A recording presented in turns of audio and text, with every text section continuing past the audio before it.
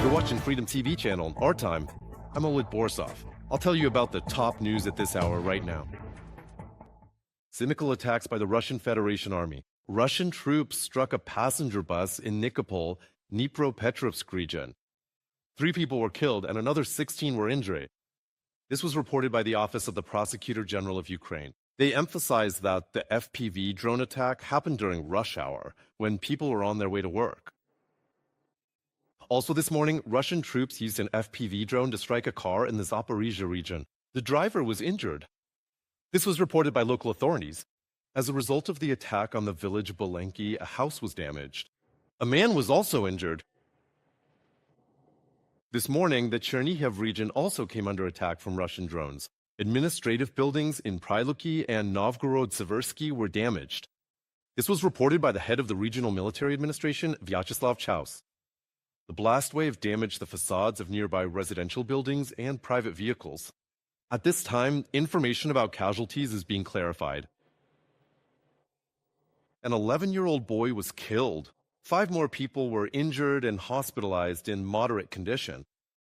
These are the consequences of the Russian attack on the Dnipropetrovsk region, reported by the head of the local military administration, Oleksandr Hanja. According to him, in the Pokrovska community, a private house caught fire, 3 more houses and a car were damaged, and in Pavlograd, a business was partially destroyed. In total, last night Russia launched 110 attack drones from 6 directions, 70 of which were Shaheds. Air Defense Forces managed to shoot down 77 targets. Hits were recorded at 31 locations, and debris fell in 9 more. After the overnight strikes by the Russian army, 7 regions of Ukraine experienced power outages. Emergency crews are working in the Donetsk, Zaporizhzhia, Chernihiv, Kharkiv, Sumy, Kherson, and Odessa regions. This was reported by Ukrainerno. And in the Russian port of Ust-Luga, Ukrainian defense forces struck at least 30% of the oil storage tanks. The head of the Center for Countering Disinformation at the Council of the National Anti-Disinformation Center, NAC, reported another attack. Security and Defense of Ukraine, Andrei Kovalenko.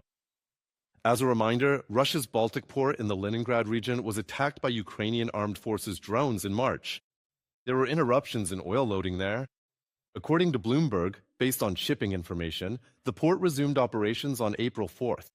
As of the morning of April 6th, the Aframax-class vessel, Jewel, had been loaded but did not have a clear destination, according to the data. Primorsk and Ust-Luga are the largest oil ports, Russia's ports in the northwest of the country. And these facilities account for nearly 40% of Russia's total oil exports.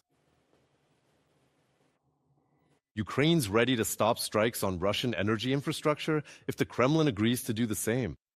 This was stated by Ukrainian President Volodymyr Zelensky. He emphasized that only significant financial losses are making Russia consider the possibility of ending the war in Ukraine. Everything the Russians can earn from shock oil prices, they'll spend on the war. That priority hasn't changed for them yet. That's why every restriction we place on their ability to export oil is the right thing to do. If Russia is ready to stop striking our energy infrastructure, we will be ready to respond in kind. And the Russian side has already received this proposal from us through the Americans. Israel carried out a series of large-scale strikes on Iranian military targets.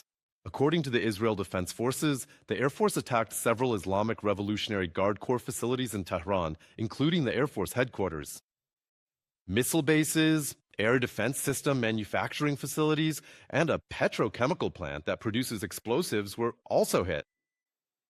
Meanwhile, in the Israeli city of Haifa, the aftermath of Iran's missile strike on a residential building is being dealt with. 4 people were killed there, and 8 more were injured. This is the highest number of casualties since the start of the U.S.-Israeli operation in Iran, according to Reuters. One of the missiles hit a residential high-rise building. Its warhead got stuck in the debris, and that's why there's a risk of an explosion. Residents of this and several neighboring buildings have been evacuated. It was in this area that part of the warhead, which has not yet exploded, was found. That's why our sappers still need to conduct an additional reassessment in order to carry out a controlled explosion here.